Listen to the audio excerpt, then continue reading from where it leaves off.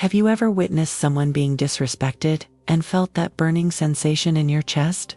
That moment when you know something is deeply wrong but you're frozen, unsure whether to speak up.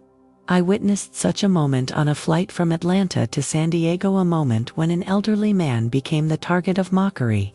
But what happened next changed everyone on that plane forever. Stay with me until the end to discover how a pilot's unexpected action left an entire aircraft in tears and taught us all a powerful lesson about honor and respect. Welcome to Honor Echoes, where we bring you powerful stories of veterans that deserve to be told. I'm dedicated to sharing these moments that remind us of the incredible sacrifices made by those who served our country. Before I dive into this remarkable story that changed how I view respect and dignity, make sure to subscribe to our channel and hit that notification bell. Each subscription helps us honor more veterans whose stories might otherwise fade into silence. Now, let me take you back to a flight that none of the passengers would ever forget. It was a crisp November morning when I boarded my flight from Atlanta to San Diego. I travel frequently for work, and this particular day was no different from any other, or so I thought. The terminal was bustling with the usual mix of business travelers rushing to meetings and families heading off for vacations. Gate B23 was particularly crowded that morning, with passengers spilling out into the corridor. I had managed to secure a window seat in row 17, and as a frequent flyer, I had my routine down perfectly. Laptop out for the few precious minutes before takeoff. Noise-canceling headphones at the ready. And a practiced smile for whoever would be sitting next to me for the next 4 hours and 20 minutes. Just as I was settling in, I noticed him, an elderly man, slowly making his way down the aisle. He must have been in his 90s, with thinning white hair and shoulders that once stood tall but now curved slightly forward with age. What caught my attention wasn't just his age, but his dignity. Despite moving slowly, there was something commanding about his presence. He wore a simple navy blue cap with a subtle embroidery that I couldn't quite make out from where I sat. His weathered hands gripped the seats as he moved, steadying himself against the slight turbulence of people rushing past him. The flight was nearly full, and the crew was hurrying passengers along to ensure an on-time departure. A young flight attendant, I later learned her name was Melissa, was standing near the front, her face tight with impatience as she watched the elderly man's slow progress. "Sir, we need to depart on schedule. Could you please move a little faster?" she called out, her voice carrying down the cabin. The old man nodded apologetically and attempted to quicken his pace, but his body simply wouldn't allow it.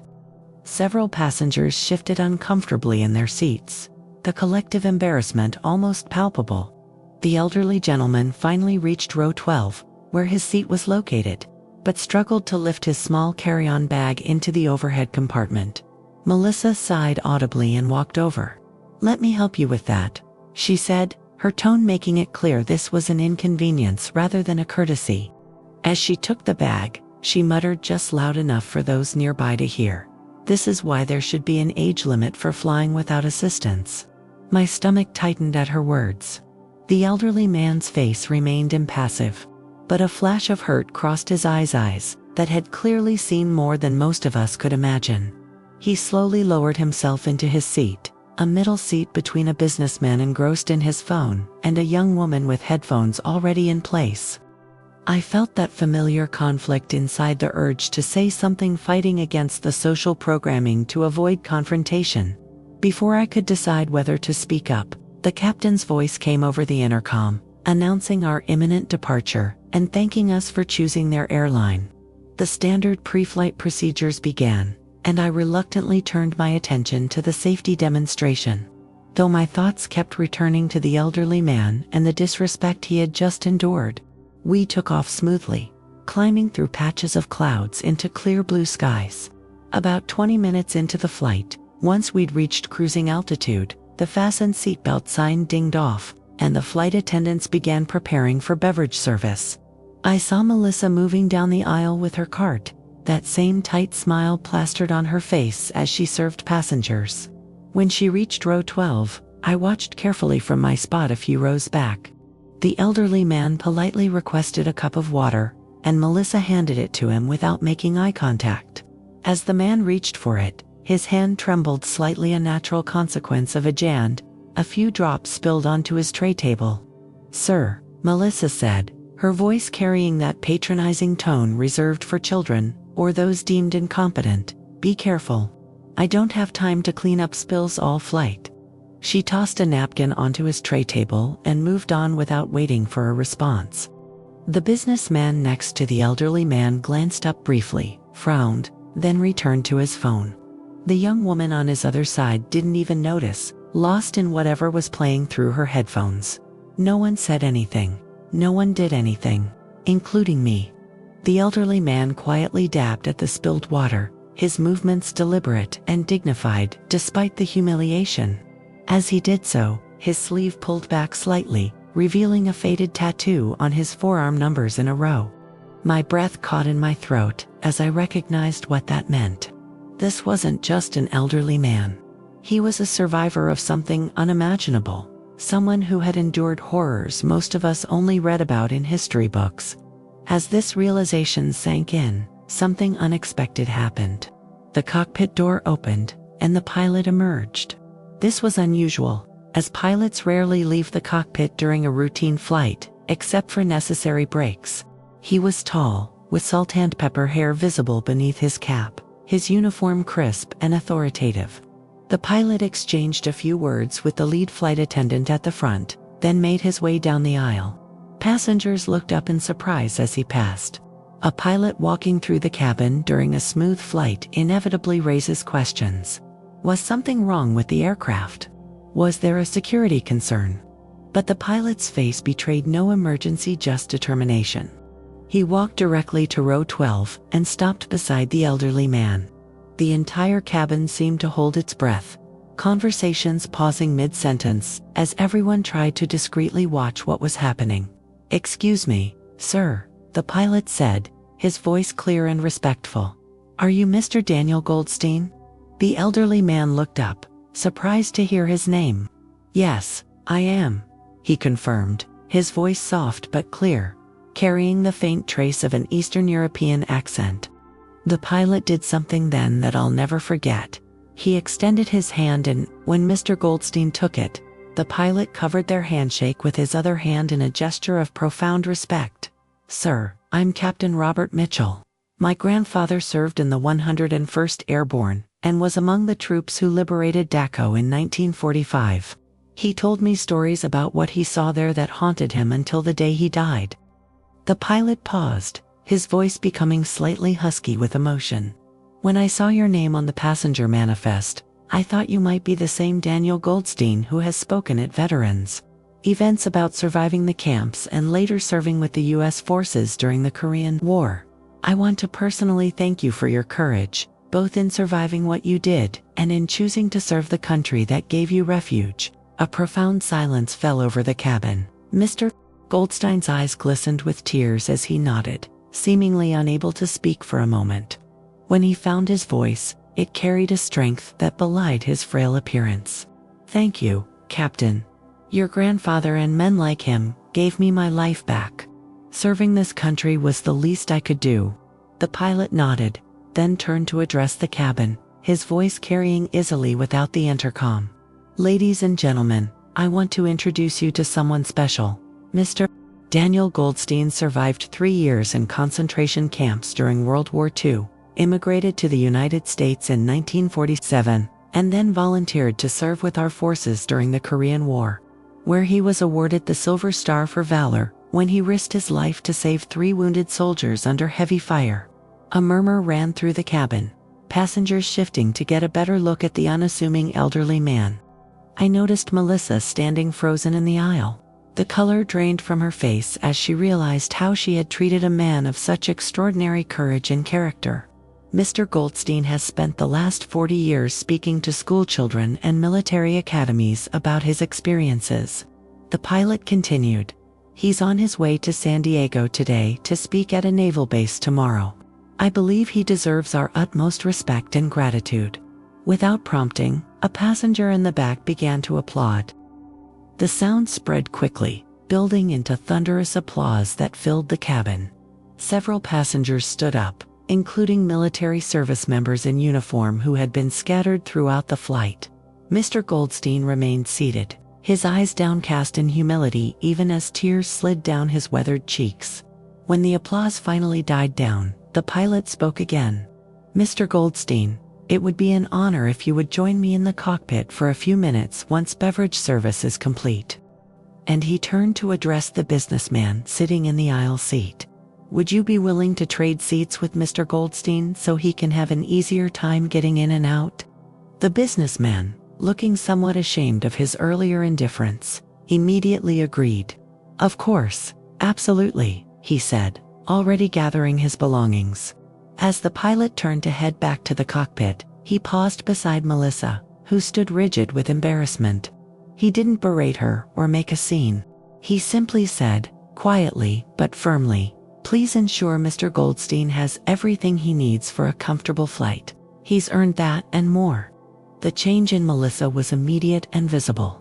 "Yes, Captain," she said, her voice small. She turned to Mr. Goldstein, genuine remorse in her eyes. "I'm so sorry for my behavior, sir. Can I bring you anything at all?" Mr. Goldstein looked at her with kindness that took my breath away. There was no hint of resentment or triumph in his expressions, just gentle understanding. "A cup of tea would be nice, if you have it," he said simply. As the flight continued, something remarkable happened. Passengers from all over the cabin found reasons to walk past row 12, many stopping to shake Mr. Goldstein's hand or simply say, "Thank you."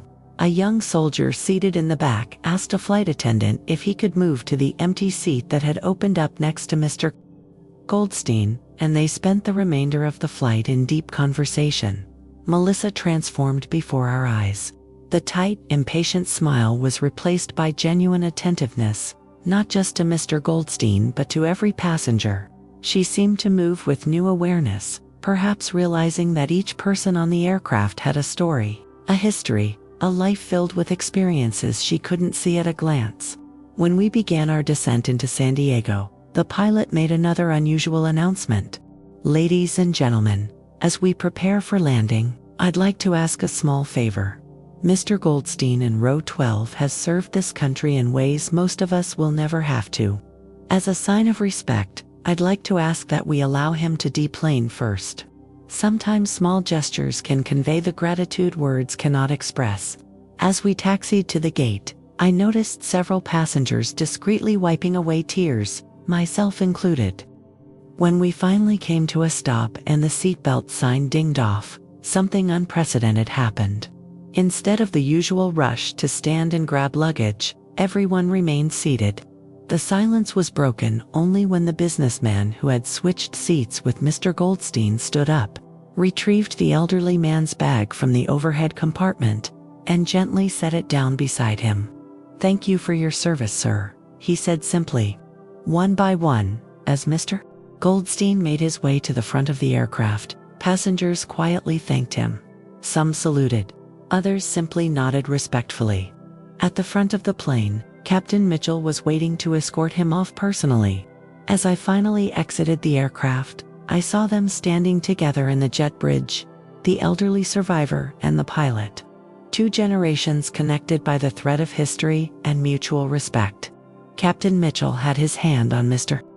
Goldstein's shoulder, and they were talking quietly, like old friends rather than people who had just met. Outside the gate area, I noticed something else. A small group of naval officers in formal dress uniforms stood waiting. As Mr. Goldstein emerged, they snapped to attention and saluted him. He returned the salute with surprising crispness, his stooped posture momentarily straightening as muscle memory from decades past took over. Before heading to baggage claim, I found myself walking over to where Melissa stood near the gate desk. She looked up as I approached, her eyes still showing traces of the emotional impact of the flight. "That was a powerful lesson for all of us," I said gently.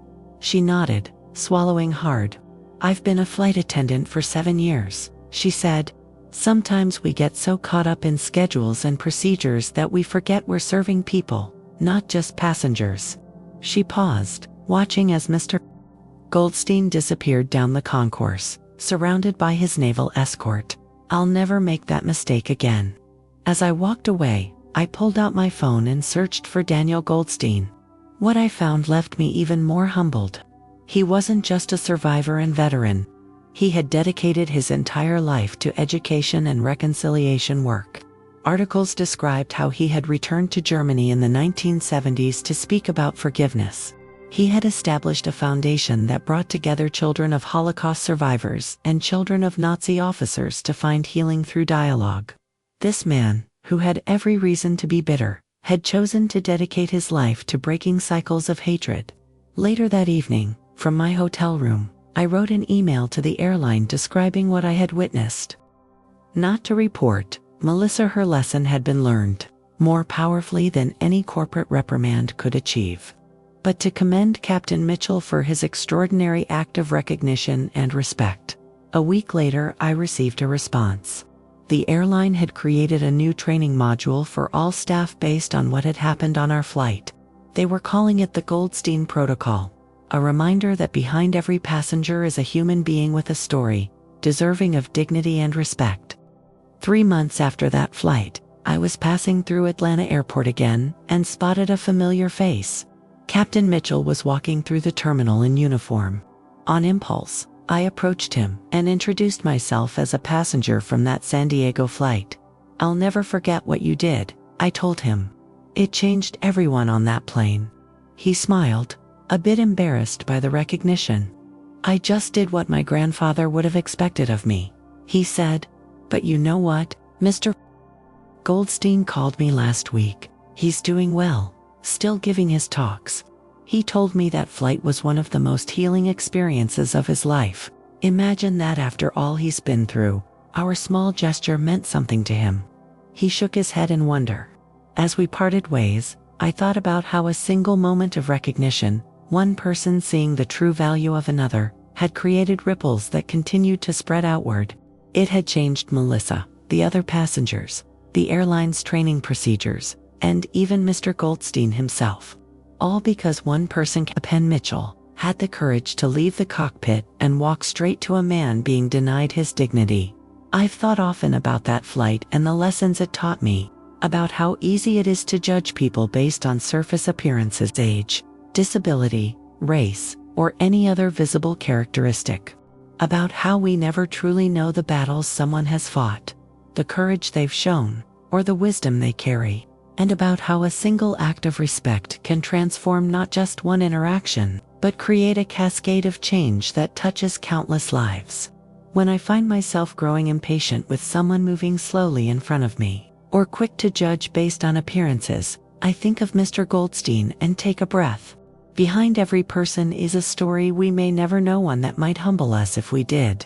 This encounter taught me that respect isn't just given to those who demand it loudly, but must be extended to those who've earned it through quiet sacrifice and service. Each day, we pass by veterans whose stories remain untold, whose courage goes unrecognized. If this story touched you as deeply as it touched everyone on that flight, please subscribe to Honor Echoes, where we continue to share the powerful stories of our veteran, stories that deserve to be told and remembered. Each subscription helps ensure these stories of honor and courage are preserved for future generations. Until next time, remember that behind every elderly face, there might be a hero with an extraordinary story to tell. Thank you for listening, and I'll see you in our next video.